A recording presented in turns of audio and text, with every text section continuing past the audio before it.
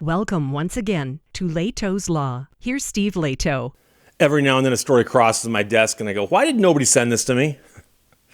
Employee accused of stealing $2 million from General RV Center through a check scheme. And of course, I know who General RV is. I do not do RV cases anymore, but I used to handle quite a few.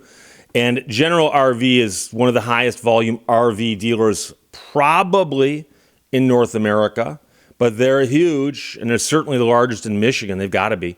They've got locations in Wixom, Clarkston, and I think Birch Run, and maybe one or two others. But gigantic RV dealer. They've got several locations, and it's just acres and acres and acres of RVs. Just you can see them from space, okay? So this is from Fox 2. I've got friends over at Fox 2. Hey, Charlie, how you doing, my friend? A woman is now facing felony charges after authorities allege she stole millions from her job, General RV, by writing checks to identities that she stole. So she didn't make the checks out to herself. She made them out to somebody else, but then she stole that person's identity. It's getting kind of confusing, which she was hoping for, I assume, but it didn't work. She's 56 years old. She's from New Boston, Michigan. Worked at General RV Center in Wixom. During that time, she allegedly accessed the company's system to issue checks to a person whose identity she stole. She would then cash these checks and take the money. So I suspect, and I'm reading between the lines here because we don't have a lot of details, that somehow a bunch of checks showed up being written to somebody, and they go, why are these checks being written to that person? So they contact that person who goes, I don't know what you're talking about. Well, they're being deposited into your account at this bank. I don't have an account in that bank. Oh, okay.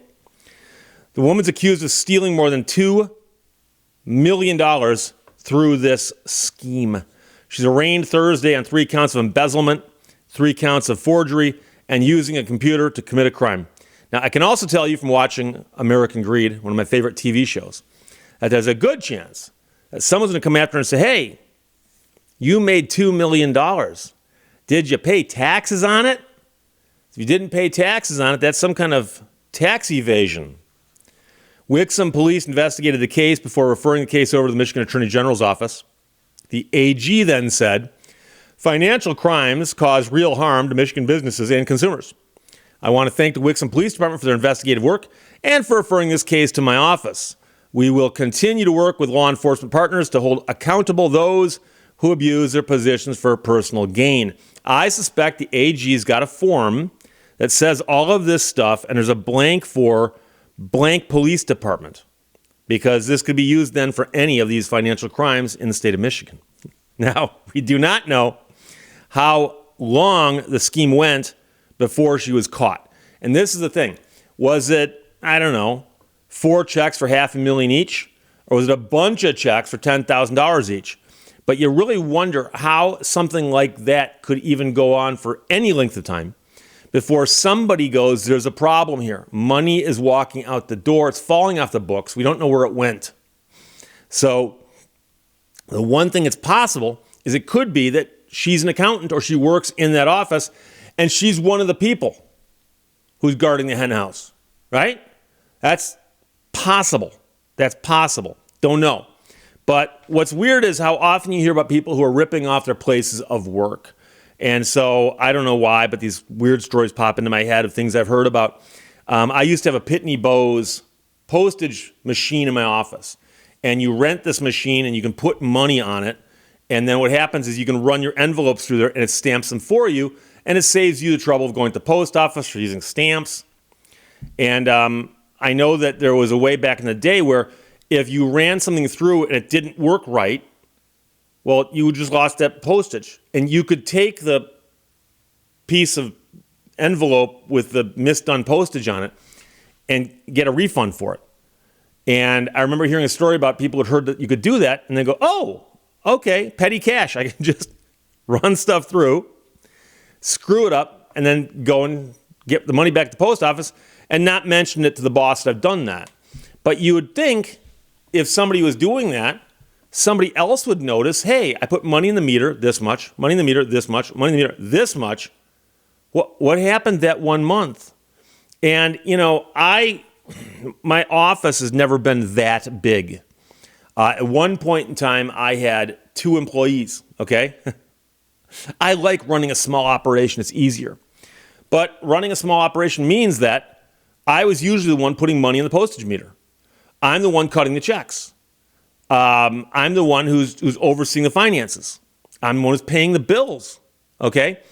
And one of the reasons I like doing that stuff is that I don't have to worry about someone doing something like this. You put someone in charge where they can cut checks. Next thing you know, they're cutting checks to a stolen identity that they can steal. And I've given you an example before of a gas station I worked at, not the one I drove a tow truck at, just a different one I worked at briefly. And there was a woman there who, when you came up to fill your tank, you had to hand your credit card over, and then the cashier hung on to it until you were done. And she would run their credit card through twice each time with the imprinter. And of course, she was doing it to where they were both being imprinted on the same day. Not terribly bright.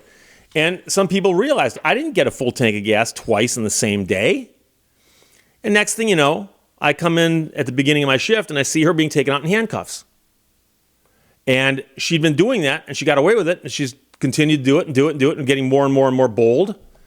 And then they started going back through the receipts and finding that whenever she was working, there were a stack of duplicates of those credit card imprinted slips.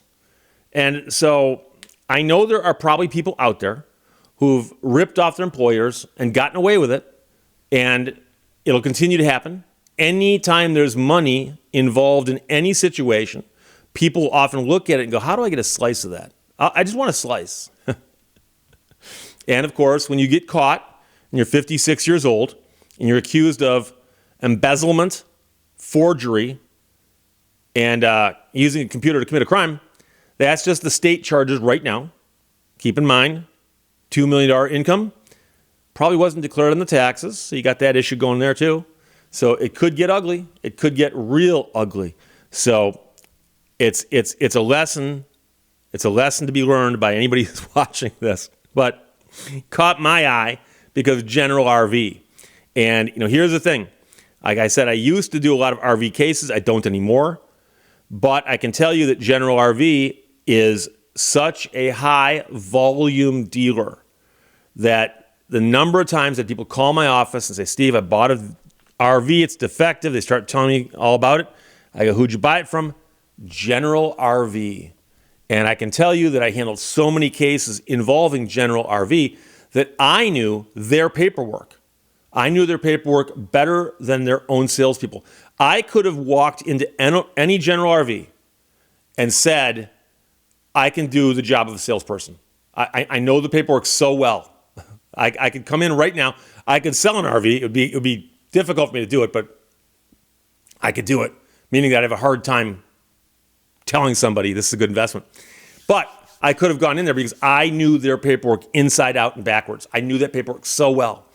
And General RV was one of the companies that had a purchase agreement, and on the back side of the purchase agreement was language saying, if you buy the vehicle from us, you agree that you will arbitrate any claims you have against us using this arbitration process. And of course, that language being on the back of the document, you flip the document over and look at the front, and on the front, at the very bottom, it says, please see the back of this document because it contains very, very important information.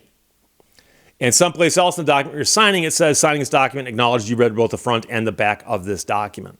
So the number of people I had on the phone with me who said, I bought the vehicle from General RV, and I'd say, do you have the purchase agreement in front of you? Yes, I do. Flip it over, do you see the arbitration clause? Never saw that before. Okay, flip the paper back over on the front. Do you just sign it? Yep. What's it say right beneath your signature? Yeah. And so you signed a document saying you've read the back of the document, but you haven't read the back of the document. Yes. And that's, that's how it goes. And they knew that. They knew that. But we've gone astray. An employee of General RV is accused of stealing $2 million by writing checks to somebody else, but then she stole the identity of that person, and there you go. So you'll notice that there is no identity theft claim here. So there's a bunch of stuff they could have done, but it looks like they simply picked 3 that would be easy to prove. So employee accused of stealing $2 million from General RV Center through a check scheme written by the Fox 2 staff. That's Fox 2 out of Detroit. And like I said, I found that one on my own social media feeds. Questions or comments, put them below. Let's talk to you later. Bye-bye. Thank you for watching Lehto's Law. Reality is the only obstacle to happiness.